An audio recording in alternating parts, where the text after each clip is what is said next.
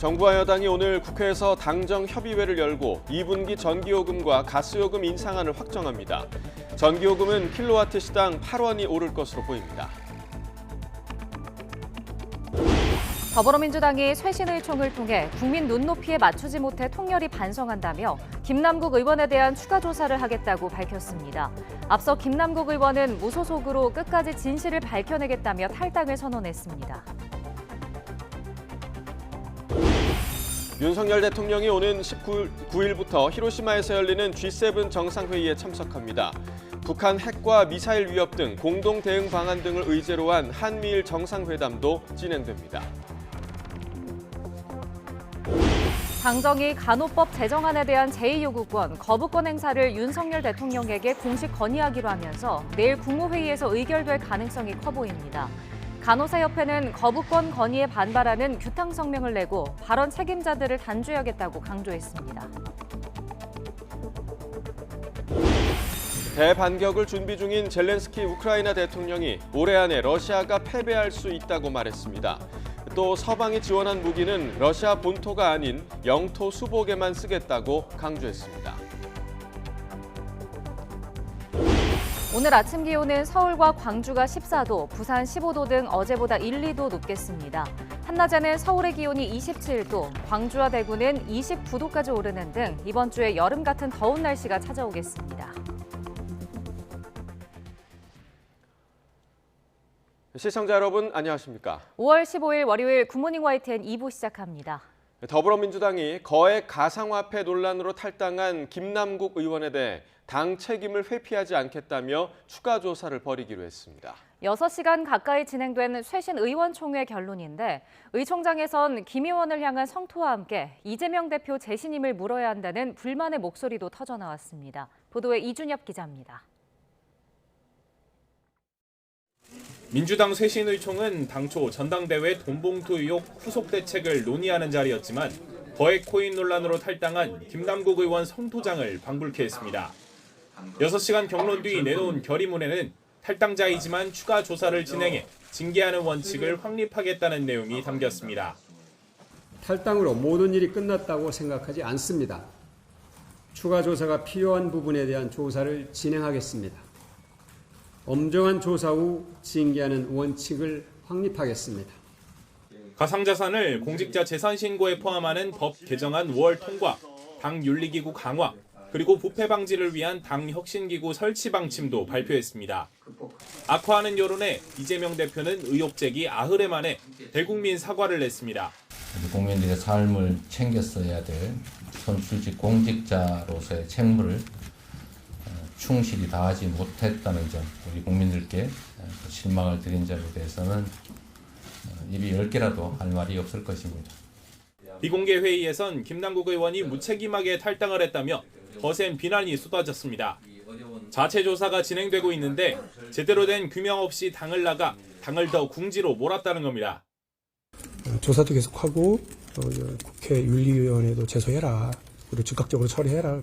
비슷한 의견 얘기하시는 분들이 좀 많으시죠? 많았어요. 압도적이에요. 지금까지 10몇 분 하신 것 같은데 다 비슷해요. 지도부가 책임 있게 해라. 김 의원 관련 추가 자료를 받기 어려워 실제로는 추가 조사가 어려울 것이란 우려도 벌써부터 제기돼 혼란을 부추겼습니다. 지도부를 향한 불만도 터져나왔습니다. 돈봉투 의혹 때나 거액 코인 논란 때나 리더십 부족으로 당 대처가 너무 늦었다는 건데 일부 의원들은 이재명 대표 재신임까지 물을 일이라고 주장했습니다.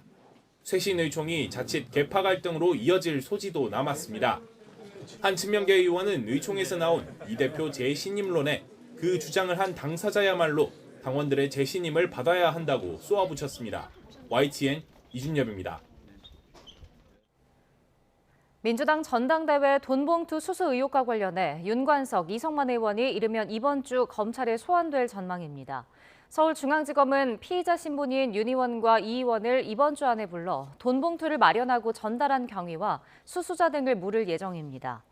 검찰은 윤 의원이 민주당 전당대회를 앞두고 송영길 당시 후보의 지지세를 유지하기 위해 강래구 전 한국감사협회장을 통해 자금을 마련했다고 보고 있습니다. 이 의원 역시 강 전 회장 등과 공모해 돈을 끌어모은 뒤 모두 900만 원을 선거운동 관계자들에게 살포한 혐의를 받고 있습니다. 핵심 인물인 강 전 회장은 지난 8일 구속된 이후 캠프 지역 본부장들에 대한 금품 살포는 일부 인정했지만 현역 의원을 대상으로 한 혐의는 여전히 부인하고 있습니다. 정부와 여당이 오늘 국회에서 당정협의회를 열고 2분기 전기요금과 가스요금 인상을 결정합니다. 여당과 정부는 어제 오후 서울 삼청동 총리공관에서 열린 고위 당정협의회에서 전기요금을 킬로와트 시당 8원을 올리는 방향으로 의견을 모은 것으로 전해졌습니다. 당정이 전기요금 인상을 결정하면 한국전력 이사회와 산업통상자원부 전기위원회의 심의 의결 등을 거쳐 산업부 장관 고시로 전기요금 인상 절차가 마무리됩니다. 이창양 산업부 장관은 당정협의 이후 전기와 가스요금 인상안을 직접 발표할 것으로 전해졌습니다. 앞서 한전과 한국가스공사는 각각 25조 7천억 원과 15조 4천억 원 규모의 자구책을 내놨고 여권에서 사퇴 압박을 받아온 정승일 한전 사장은 자구안 발표와 함께 사의를 표명했습니다. 국민의힘과 정부가 더불어민주당 주도로 국회 본회의를 통과한 간호법 제정안에 대해 윤석열 대통령에게 제2요구권, 즉 거부권 행사를 공식 건의하기로 했습니다. 국민의힘과 정부는 어제 고위 당정협의회를 열고 이같이 결정했다고 국민의힘 강민국 수석 대변인이 브리핑에서 밝혔습니다. 강 수석 대변인은 당정은 간호법안이 국민의 생명을 볼모로 하는 입법 독주법으로 피해는 고스란히 국민 몫이 될 것이란 점에 공감했다고 설명했습니다. 간호법안은 내일 열리는 국무회의에 상정될 예정으로 법안 공포나 제2요구 시한은 오는 19일입니다. 이에 대해 간호사단체는 규탄 성명을 냈습니다. 대한간호협회는 성명을 내고 간호법 제정이 대통령 공약이고 국회법에 따라 적법한 절차로 심의 의결됐는데 국민의힘과 보건복지부가 허위 사실을 나열하며 거부권 건의를 공식 발표했다고 규탄했습니다. 이어 간호법을 국민 생명을 볼모로 하는 입법 독주법으로 보고 간호사들에게 누명을 씌운 것을 잊지 않겠다며 62만 간호인 총궐기로 누명을 바로잡고 발언 책임자들을 단죄할 거라고 강조했습니다. 국제간호협의회가 대한민국의 간호법 제정을 확고히 지지한다고 밝혔습니다. 파멜라 시프리아노 국제간호협의회장은 서신을 통해 전 세계 모든 간호협회를 대표해 대한간호협회의 간호법 제정 활동에 연대하고 있다고 강조했습니다. 또 단식 중인 간호계 대표자의 용기와 헌신의 박수를 보낸다면서 대한민국 간호 인력 모두가 간호 발전과 보건의료 향상을 위해 앞장서고 있는 것에 경의를 표한다고 말했습니다. 국제간호협의회는 지난 8일 윤석열 대통령에게 간호법 제정을 요청하는 서신을 보냈습니다. 국제간호협의회는 전 세계 135개국 약 2,800명의 간호사와 각국의 간호협회가 모인 국제단체입니다. 윤석열 대통령이 오는 19일부터 2박 3일 동안 히로시마에서 열리는 G7 정상회의에 참석합니다. 한미일 정상회담과 한일 정상의 원폭 희생자 위령비 공동 참배가 핵심 일정입니다.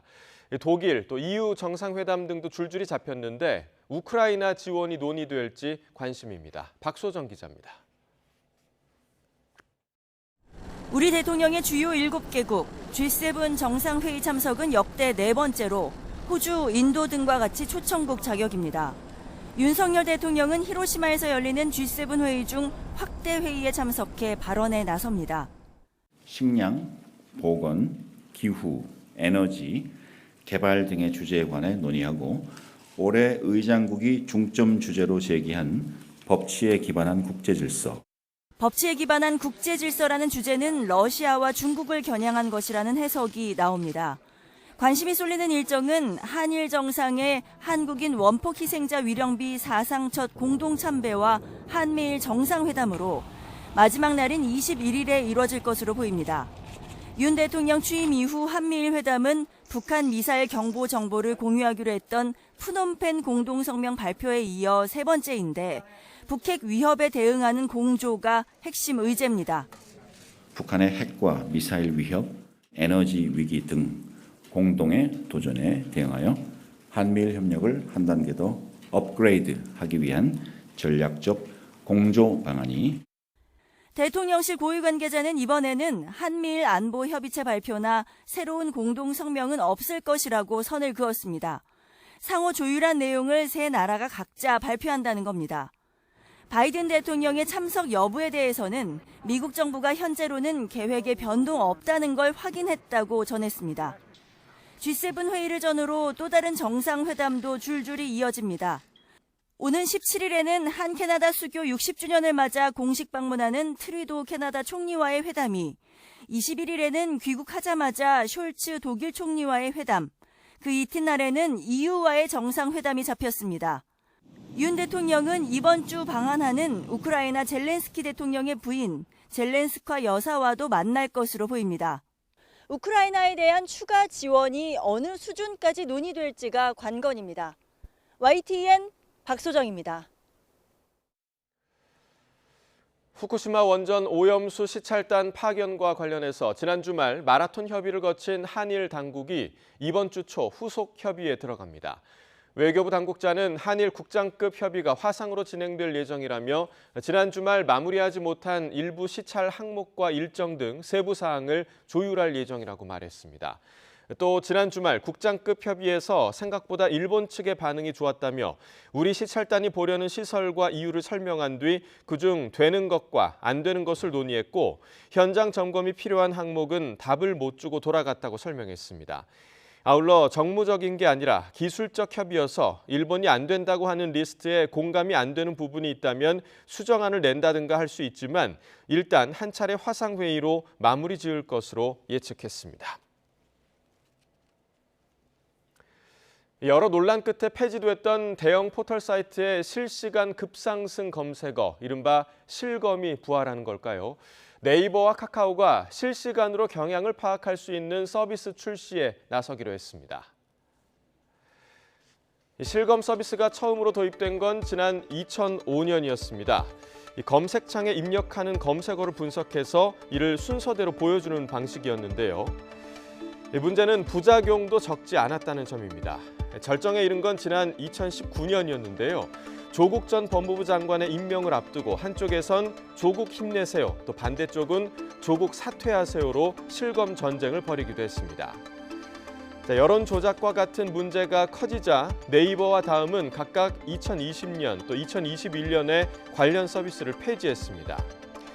그런데 다음이 투데이 버블 서비스를 선보이면서 논란이 다시 불거지는 분위기입니다. 사용자들의 검색량 등을 분석해 키워드 5개를 보여주는 서비스다 보니 실검의 부활이라는 평가가 나오고 있는 거죠. 네이버 역시 트렌드 토픽이라는 이름으로 하반기 서비스 출시를 예고한 상태입니다. 이 포털 사이트들은 실검의 부활은 아니라는 입장입니다. 분석의 기준이 되는 시간을 늘리고 다양한 보정 과정도 거치는 완전히 새로운 서비스라고 주장합니다. 하지만 형태만 달라질 뿐 본질은 실검과 다를 게 없다는 목소리도 작지 않습니다. 국민의힘 박대출 정책위의장은 힘내세요 조국 시즌2가 우려된다며 정치와 경제 등 시사 뉴스를 제외한다곤 하지만 언제 슬그머니 끼워 넣을지 아무도 모를 일이라고 비판했습니다. 정부도 우려의 시선을 보내고 있습니다. 문화체육관광부는 뉴스 포털과 관련한 주요 논란을 여러 측면에서 검토하고 있다며 가짜뉴스 퇴치 TF를 통해 다각적인 대책을 마련하겠다고 밝혔습니다.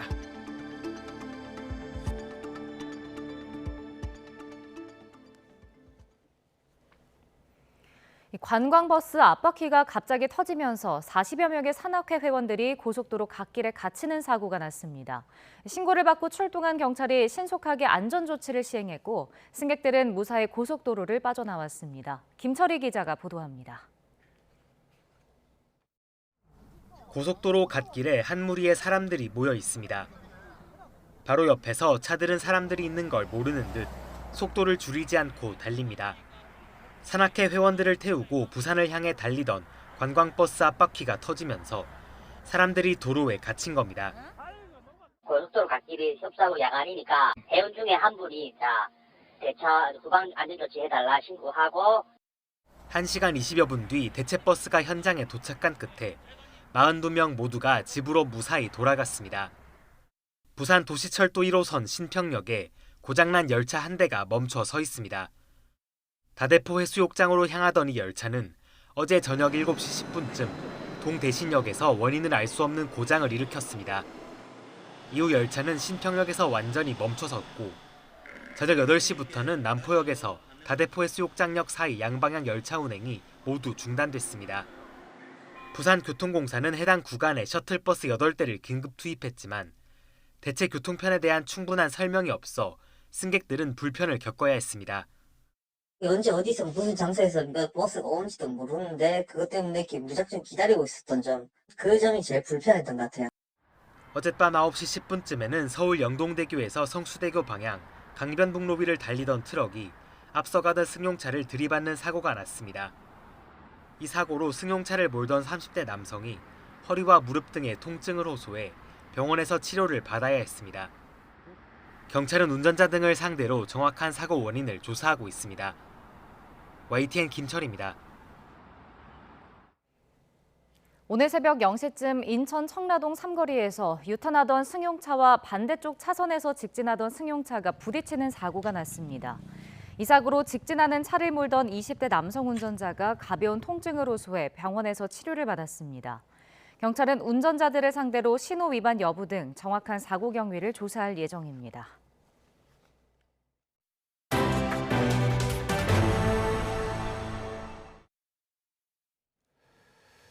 최근 이른바 인천 건축왕 남모 씨의 딸이 회생을 신청하며 시간 끌기를 하는 게 아니냐는 지적이 나오고 있습니다.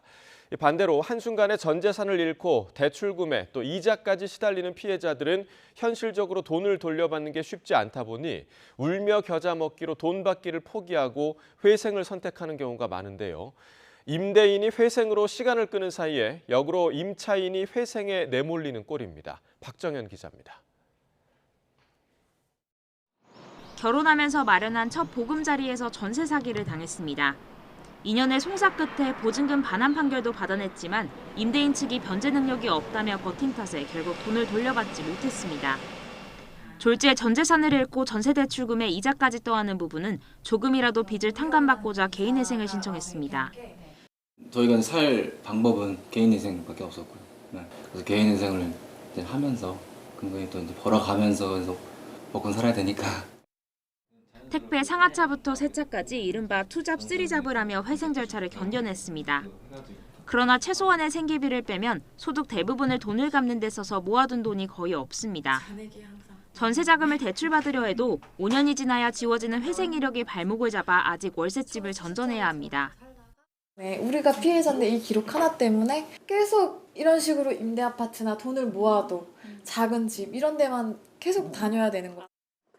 그런데 이른바 인천 건축왕의 딸 남모 씨도 최근 회생 신청을 한 것으로 드러났습니다. 남 씨가 신청한 일반 회생의 경우 채권자의 동의 없이는 채무를 탕감할 수 없다는 게 전문가들 의견입니다. 하지만 피해자들은 남 씨가 심사가 진행되는 한두 달 동안 시간을 끌면서 비난 여론이 잠잠해지기를 기다리려는 거라고 의심하고 있습니다. 남 씨의 회생 신청으로 모든 채권이 묶여 압류 신청이 막힌 데 대해서도 분통을 터뜨립니다. 그러면 그때까지 자기 재산을 동결시키면서 저희들은 어떠한 가압류라든가 집행을 못하게 되거든요. 그러면서 여론 추이를 보면서 시간 보내자고 하는 결과로 게다가 회생이 승인돼도 금융권 근저당이 앞선 순위로 잡혀있는 터라 후순위 채권자인 피해자들에게 돌아갈 돈이 남아있을지도 미지수입니다. 전문가들은 피해자 개개인이 소송을 통해 돈을 돌려받으려면 오랜 시간이 걸리는 만큼 신속한 지원책이 필요하다고 지적합니다. 위해서는 일반적으로 민사소송을 제기해서 손해배상 청구를 한다거나 아니면 계속 버티면서 이자나 원금을 갚아 나가야 되는데 이것은 매우 가혹합니다. 여야는 오는 25일 전세사기 피해자 지원 대책을 종합한 이른바 전세사기 특별법을 본회의에서 처리할 방침입니다. YTN 박정현입니다. 과거 안정적인 투자처로 주목받던 아파트 단지 내 상가의 인기가 크게 떨어지고 있습니다. 고금리에 분양가마저 비싼 편인데다 대형마트와 복합 쇼핑몰 등의 손님을 뺏긴 결과로 풀이됩니다. 이동우 기자가 취재했습니다. 서울 송파구 가락동 9,500여 가구에 이르는 대단지 아파트. 1층 상가도 곳곳에 공실이 보입니다. 아파트 단지 바로 앞 지하철역과 이어지는 지하 1층 상가는 훨씬 더 썰렁합니다. 통로 양옆으로 절반 이상이 비었고 임대 문의라는 팻말과 전화번호만 빼곡하게 적혀 있습니다. 경기도 위축이 돼 있고, 네, 또 코로나 여파도 있고, 또 이제 여기 임대료가 이제 그런 부분에서 적합하지 않으면은 공실이 생기는 거죠. 이 아파트 상가의 공실률은 9.7%로 10%에 가깝습니다. 이처럼 아파트 단지 내 상가를 포함한 집합상가의 공실률은 서울 평균 8.1%이고 강남권에선 잠실 세내역과 논현역 등이 높았습니다. 강남권 집합상가의 투자 수익률은 0.85%로 1년 전에 절반 이하로 낮아졌습니다. 상가 임대 가격 지수도 꾸준히 하락세를 보이고 있어 상승 전환을 기대하기 어려운 실정입니다. 고금리와 실물 경기 악화로 상업용 부동산 투자 심리가 얼어붙고 있습니다. 대형 마트와 복합 쇼핑몰로 생필품 소비 트렌드가 바뀌고 모바일 쇼핑의 일상화로 상가에 악영향을 미치고 있는 것으로 보입니다. 여기에 분양가도 비싼 편이어서 분양받은 투자자가 수익률을 맞추기 위해 임대료를 올리기 때문에 임차인을 구하기 어려운 악순환이 이어지고 있습니다. 서울 반포 고속버스 터미널 근처 대단지 아파트 상가도 3.3제곱미터당 1억 원을 넘나드는 분양가 때문에 상당수가 미분양으로 남아 있습니다. 그렇죠. 비싸서 그렇죠. 다른 데보다 엄청 비싸죠. 약간 제한은 1억 약간 안 되고 1층으로 가면 조금 넘고요. 같은 이유로 서울 개포동 3,300여 가구 아파트 상가도 분양을 다 끝내지 못했습니다. 전문가들은 고금리와 경기 침체 우려에 따라 당분간 아파트 내 상가의 부진은 계속될 것으로 전망하고 있습니다. YTN 이동호입니다. 충북 청주시의 한우 농가에서 구제역이 발생한 데 이어 충북 증평군의 한우 농가에서도 구제역이 발생했습니다. 농림축산식품부는 어제 증평군의 한우 농장 한 곳에서 수의사가 사육 중인 소를 진료하다가 구제역을 발견했다고 밝혔습니다. 이 농장에서는 소 418마리를 기르고 있는데 방역당국은 지침에 따라 모두 살처분할 계획입니다. 앞서 청주시의 한우 농장 5곳에서 구제역이 발생한 이후 청주 외 지역에서 처음으로 확진 사례가 추가되면서 이번 달 국내 구제역 사례는 모두 6건으로 늘었습니다. 지난해 정부가 수십 년간 대통령의 공간이었던 청와대를 개방하면서 서울의 핵심 관광지로 만들겠다는 포부를 밝혔습니다. 그러나 정작 1년간 청와대를 찾은 시민들은 관광 인프라가 부족하다는 비판을 내놓고 있습니다. 강민경 기자가 직접 청와대를 다녀왔습니다. 지난해 윤석열 대통령 취임에 맞춰 굳게 닫혔던 철문을 연 청와대. 그러나 1년이 지난 지금 청와대 홈페이지에는 볼 게 없었다는 방문객의 지적이 쏟아지고 있습니다. 관람 인프라가 어느 정도로 갖춰지지 않은 걸까요? 제가 직접 청와대 안을 둘러보겠습니다. 먼저 청와대의 심장인 본관. 내부 수리를 이유로 2주일 넘게 통제하겠다는 안내가 붙어 있습니다.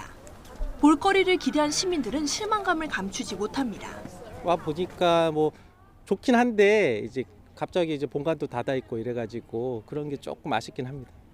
다른 건물도 사정은 비슷합니다. 이곳은 본관 바로 옆 외국 국빈을 맞이할 때 쓰던 영빈관인데요. 마찬가지로 자주 통제되는 모습을 확인할 수 있었습니다. 대통령 관저로 넘어가 봤습니다. 검게 변해버린 나무 기둥부터 눈에 들어옵니다. 관저 안도 텅 비어 역대 대통령의 채취를 찾기란 쉽지 않고 그마저도 멀리 유리창 너머로만 엿볼 수 있습니다. 앞에 팻말들이 많이 없어서 조금 이제 설명이 조금 부족한 부분이 좀 있고요. 역대 대통령 분들의 이제 사진들이 이제 연도별로 좀 이렇게 딱딱딱 이제 순서대로 좀 정렬돼 있었으면은. 이번엔 최고의 정원으로 꼽히는 녹지원. 곳곳에서 오래된 나무가 반겨지지만 언제 어떤 일을 계기로 심어졌는지는 알 길이 없습니다. 유서 깊은 다른 건물에서도 역사와 배경 속에는 빠져 있습니다.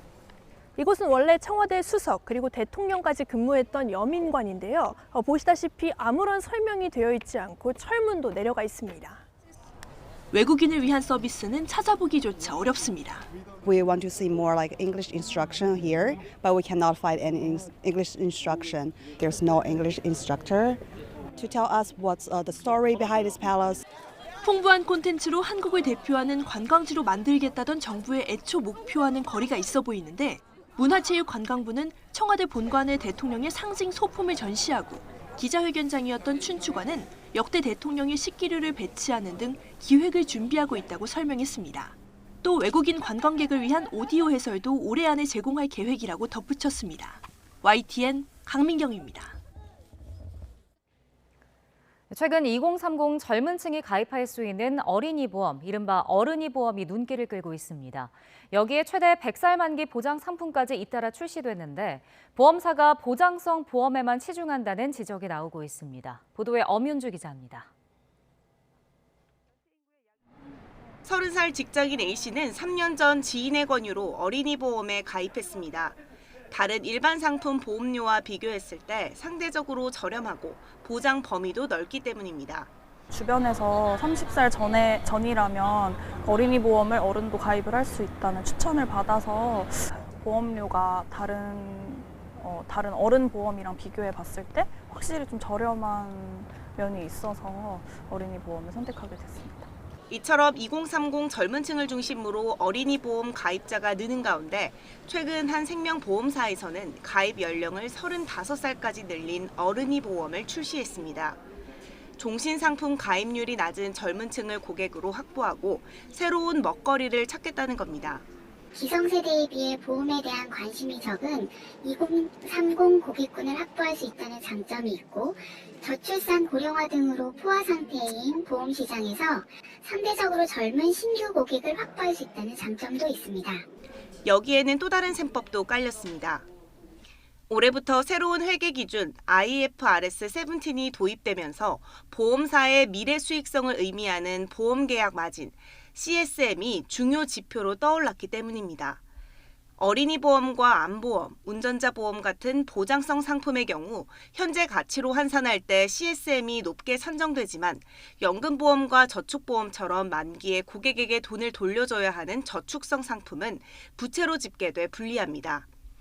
보험사 입장에서는 기업 실적과 가치를 보여주는 CSM이 높은 보장성 상품에 주력할 수밖에 없는 실정입니다. 급기야 보험 기간이 최대 100살인 최장기 보장성 상품까지 출시됐습니다. 이처럼 보험이 특정 상품으로 편중되자 금융감독원이 세부 가이드라인을 마련하기로 했습니다. 금감원은 보험회사들에게 단기의 회계적 이익 극대화만을 추구하기보다는 장기적 관점에서 건전한 성장을 계획하도록 당부할 예정이고 이와 함께 시장 경쟁을 해치는 불안전 판매 등 불공정 행위에 대해서는 엄정하게 대처해 나갈 계획이라고 경고했습니다. YTN 엄윤주입니다. 대반격을 앞두고 유럽을 순방 중인 젤렌스키 우크라이나 대통령이 올해 안에 러시아가 패배할 수 있다고 말했습니다. 또 서방이 지원한 무기는 러시아 본토가 아닌 영토 수복에만 쓰겠다고 강조했습니다. 보도에 이상순 기자입니다. 독일을 방문한 볼로디미르 젤렌스키 우크라이나 대통령이 카롤루스 대제상을 받았습니다. 유럽 통합에 기여한 공로입니다. Thank you for your kind words about Ukraine.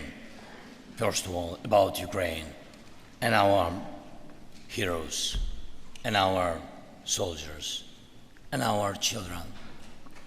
Thank you very much. My appreciation. 1950년에 제정된 이 상은 지난해 말 젤렌스키 대통령과 우크라이나인을 수상자로 선정했습니다. 메르켈 전 독일 총리, 토니 블레어 전 영국 총리, 프란치스코 교황 등이 역대 수상자입니다. Ukraina tut, ak Ukraina ce Europa. Die Ukraine ist hier und die Ukraine ist Europa. Herzlichen Glückwunsch und Slava Ukraini.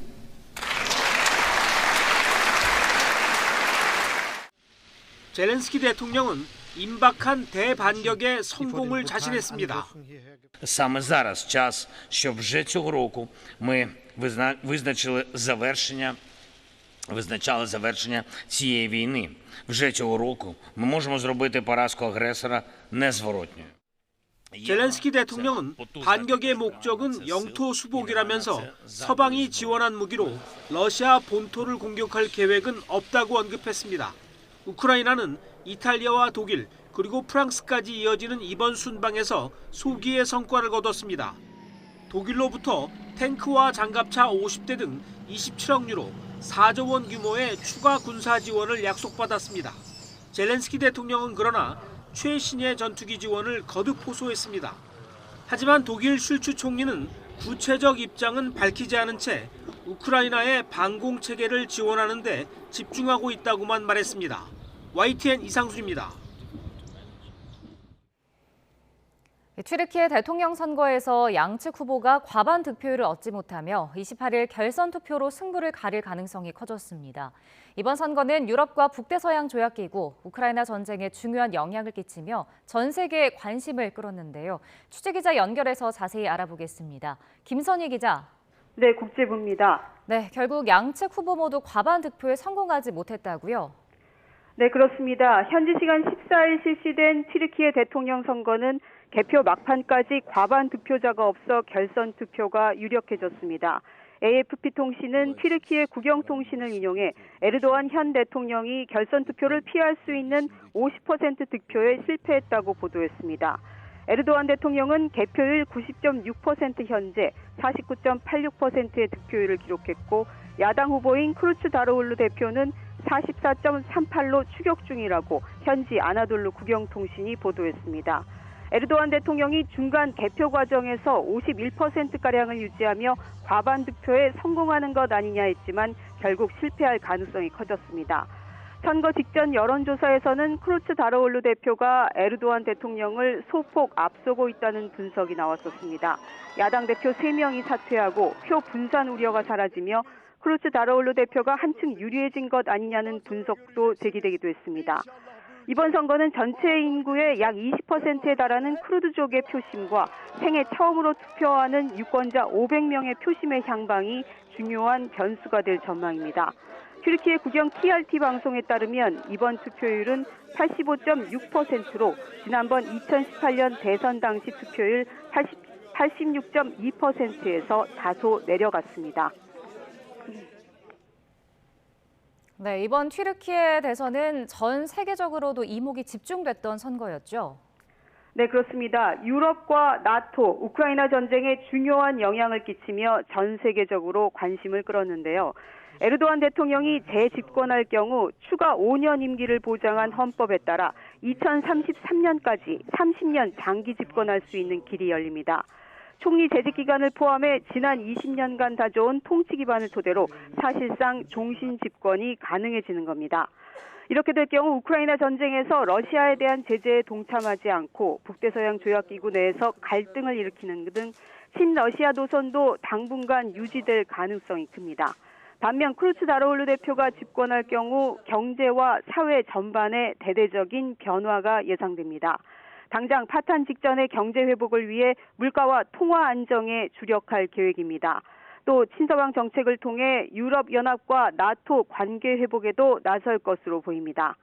양측 후보의 노선이 극명하게 갈리며 선거 결과에 따라 서방과 러시아의 희비가 엇갈릴 수밖에 없는 상황입니다. 지금까지 국제부에서 YTN 김선입니다. 한 주의 시작인 오늘은 낮 동안의 반소매 차림도 어색하지 않겠습니다. 따뜻한 남서풍이 계속 불어들면서 기온이 계속 오르겠는데요. 현재 서울 기온은 13도로 어제 같은 시각과 비슷하지만 한낮에는 서울 기온이 27도까지 오르면서 예년 기온을 4도가량이나 크게 웃돌겠습니다. 다만 여전히 아침, 저녁으로는 쌀쌀함이 감돌고 있는 만큼 일교차에 대비한 옷차림을 해주셔야겠습니다. 오늘도 전국적으로 맑은 하늘이 함께하겠습니다. 오전에 호남 서해안과 제주도에만 빗방울이 살짝 떨어지겠고요. 제주 산간에는 오후 한때 5에서 20mm의 소나기가 지나겠습니다. 오늘도 낮 동안 자외선이 무척 강하겠고 오후에는 오존 농도도 높아지겠는데요. 볕이 가장 강한 오후 2시부터 5시 사이에는 외출을 자제해 주셔야겠습니다. 현재 기온 살펴보면 서울이 13도, 대전이 11.1도를 나타내고 있습니다. 한낮에는 마치 여름처럼 덥겠는데요. 오늘 서울의 한낮 기온은 27도, 광주와 대구는 29도까지 치솟겠습니다. 당분간 맑은 날씨가 이어지겠고 내일은 서울 기온이 30도까지 오르는 등 때이른 더위가 절정에 달할 전망입니다. 오늘 아침까지 서해안과 일부 남부 내륙을 중심으로는 안개도 짙게 낄 것으로 보이니까요. 출근길 교통 안전에 각별히 주의하셔야겠습니다. 지금까지 YTN 신미림입니다.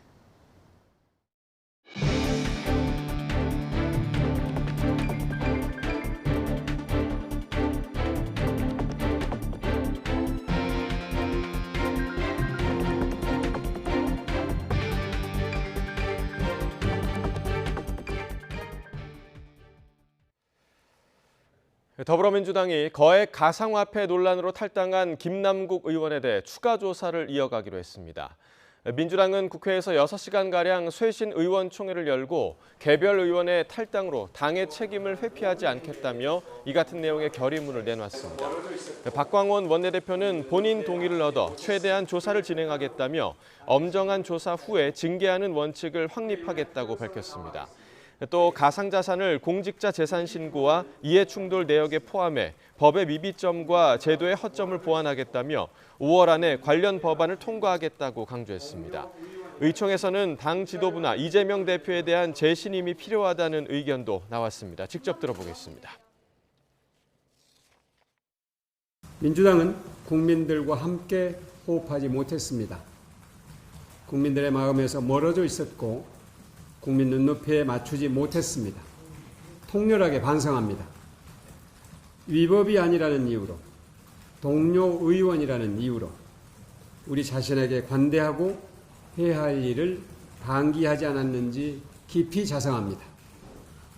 국민의 상식에 맞는 정치 윤리를 바로 세우겠습니다.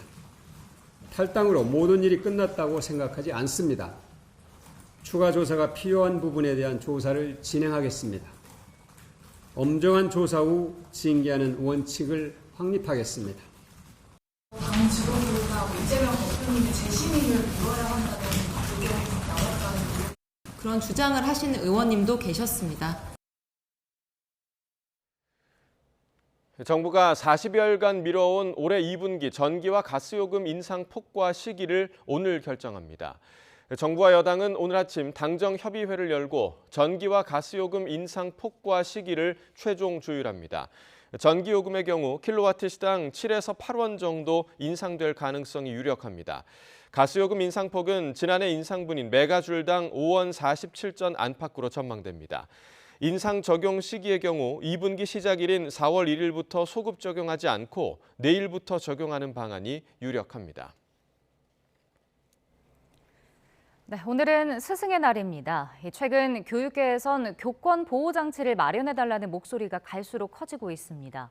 악성 민원과 각종 소송, 협박에 시달리면서 정상적인 교육과 생활지도가 어려운 지경이라는 겁니다. 스승의 날을 맞아 땅에 떨어진 교권 실태를 김연아 기자가 짚어봤습니다. 교권이 땅에 떨어졌다. 교사들의 호소가 수년째 이어지고 있습니다. 교사 4명 중 1명은 교권 침해로 정신과 상담도 받았다는 조사도 나왔습니다. 교사들이 겪는 고통 어느 정도일까? 네가 그 유명한 이런 식으로 그런 식으로 하니까 애가 그렇게 했더만 얘도 스트레스를 받은 거예요. 근데 이거를 뭐 완전 잘못으로 욕 한 번 했다고 몰고 가는데 내 이 교감 새끼는 내가 가고 고개 놓을 거야. 너는 밥처먹고 학교에 사는 일이 뭐고 도대체? 와 진짜 X네 이거. 당신 어디 있는데? 교무실로 가면 되나? 네, 교무실로 오십시오 그러면. CCTV 없는 마당에서 만나자. 의도자에 나오면 알았나? 심각한 욕설과 협박에도 대응할 방법이 없어서 무력감과 교직에 대한 회의도 심각합니다. 교육청에서 저를 이제 실사가 나온 거예요. 아무것도 아니구나. 전 진상 학부모 한 명의 말이 더 중요하고 교사를 위한 법은 없다라는 걸 되게 여실히 느꼈고 지금 휴직 중이고요. 정신과 치료를 계속 받고 있고 교단에 다시 설 수 있을까 내가? 선생님이라는 직업을 다시 가질 수 있을까? 무차별적인 민원이 아동 학대 소송으로 이어지는 사례도 갈수록 늘고 있습니다. 교총 보고서를 보면 지난해 교권 침해 상담 처리가 6년 만에 최고치를 기록했는데 학부모에 의한 피해가 1위였고 4번 중 1번은 아동학대 신고 협박 또는 실제 소송으로 이어졌습니다.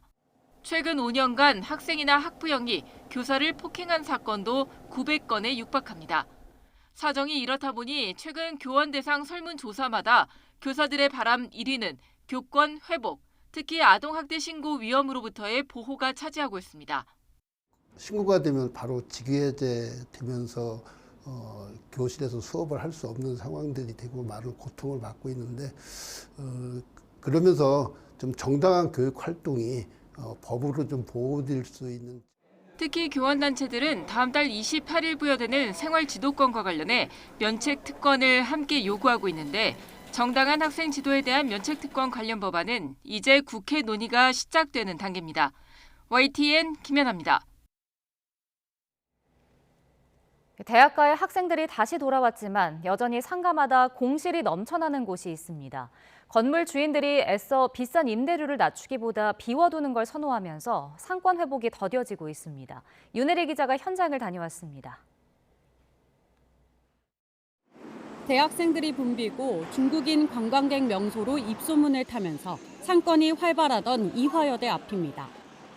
대면 수업이 부활하면서 학생들은 늘었지만 점포들이 나란히 비어있는 모습이 쉽게 눈에 띕니다. 정문 바로 앞 상가는 이렇게 통째로 텅 비어있고 지하철역까지 이어지는 큰 길가에도 임대 문의가 써붙은 공실들이 즐비합니다. 또 다른 핵심 상권인 정문부터 신촌 기차역까지 이어지는 이화여대길. 상가 건물 29개 가운데 비어있는 1층 매장만 21개에 달합니다. 제가 학교 1학년 때만 해도 상권이 그래도 살아 있었어가지고 활발하고 옷가게도 많고 음식점도 많고 했는데 요즘에는 다 없어졌더라고요. 복작복작했던 모습이 기억이 나니까 많이 아쉽더라고요. 올해 1분기 신촌과 이대의 중대형 상가 공실률은 점차 회복되는 추세지만 소규모 상가 공실률은 12.3%로 전국 평균의 2배에 육박합니다. 여전히 높은 임대료도 상권 회복 걸림돌입니다. 5평 남짓한 1층 매장 임대료가 보증금 1억에 월세 400에서 500만 원에 이르다 보니 상가 전체가 통째로 2년 넘게 비어있는 경우도 있습니다. 1억에 5배 이상을 받아야 된다고 안 주는 거예요. 계약서를 안 써주는 데가 몇 군데 있어요. 네, 저희가 사람을 붙여도. 그러니까 공실이 그냥 공실이 있는 게 아니에요. 상인들은 10년 만에 풀린 권장업종 해제에 기대를 품고 있습니다. 의류와 잡화 매장, 미용실로 한정한 규제가 완화되면서 상가 입점 문의가 늘어나는 추세입니다. 여기가 원래 옷가게 거리였잖아요. 근데 옷가게들이 많이 없어져서 음식점이 좀 이렇게 생겨가지고 먹자골목이 형성되면 좋을 것 같습니다. 하지만 여전히 비싼 상가 임대료와 외국인 관광객 유입 확대, 특화단지 조성 등 상권이 완전히 살아나기까지는 시간이 좀 더 걸릴 것으로 보입니다. YTN 윤혜리입니다.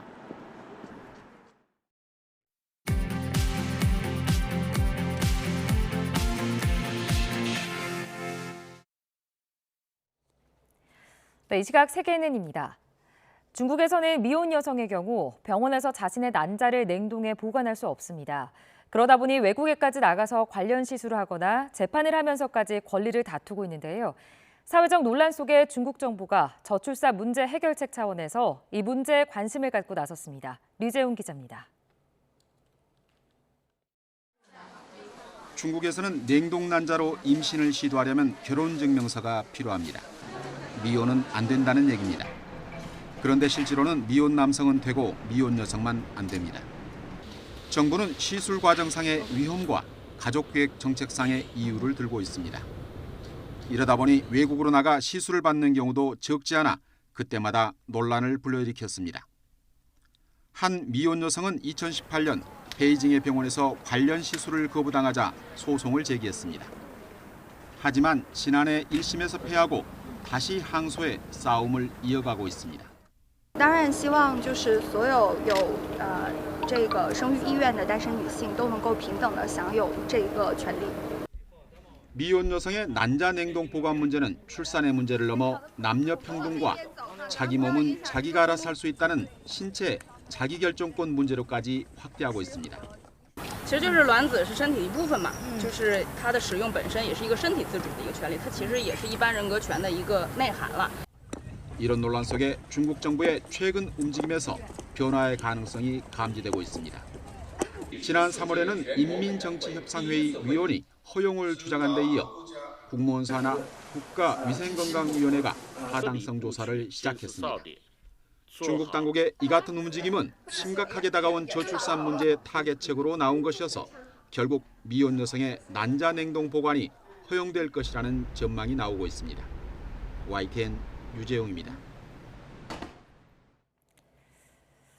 네, 볼로디미르 젤렌스키 우크라이나 대통령이 러시아 국경 도시를 점령하고 송유관을 폭파하는 등 과감한 공격에 나설 것을 주장했던 정황이 최근 유출된 미국 정부 기밀 문건을 통해 드러났다고 워싱턴 포스트가 보도했습니다.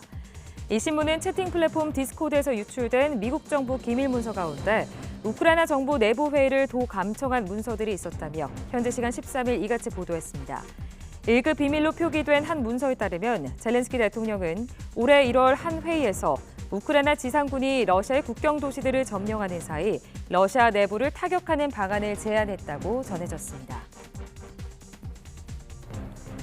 네, 2014년 군부 쿠데타 이후 두 번째인 이번 태국 총선에서 민주진영 야권 2개 정당이 하원 500석 중 300석에 육박하는 의석을 확보했습니다. 야권이 승리했지만 어느 정당도 집권에 필요한 의석은 확보하지 못해 정권 교체 여부는 연립정부 구성 결과에 따라 결판나게 됐습니다.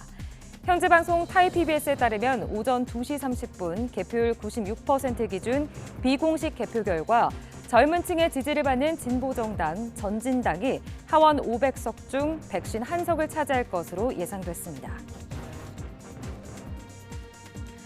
영국 런던의 게트윅 공항 인근에서 현지 시간 14일 드론 의심 물체로 인해 활주로 운영이 한때 중단됐다고 AP통신이 전했습니다. 공항 측은 이날 오후 1시 44분쯤 착륙 예정이던 항공기 12편이 인근의 다른 공항으로 우회 조처됐다며 비행장 근처에서 드론 의심 물체가 목격된 것에 대한 조사가 진행됐다고 밝혔습니다. 이후 약 1시간 만에 항공편 이착륙이 재개됐지만 공항 측은 실제로 드론을 발견했는지는 밝히지 않았습니다. 인도양 북동부 벵골만에서 북상한 대형 사이클론 모카가 현지 시간 14일 미얀마와 방글라데시에 상륙해 최소 3명이 사망했습니다. 외신에 따르면 미얀마 기상청은 이날 오후 풍속이 최대 시속 209km에 달하는 모카가 미얀마 서부 라카인주 시트웨 지역에 상륙했다고 밝혔습니다.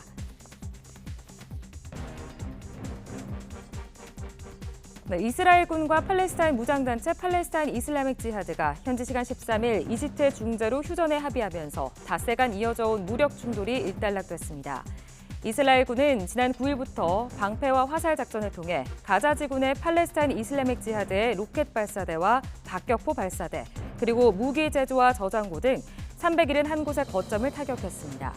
닷새간의 무력 충돌 과정에서 팔레스타인 측 사망자는 33명, 부상자는 160여 명에 달했으며 940여 채의 건물이 붕괴 또는 파손됐습니다. 지금까지 이 시각 세계는이었습니다.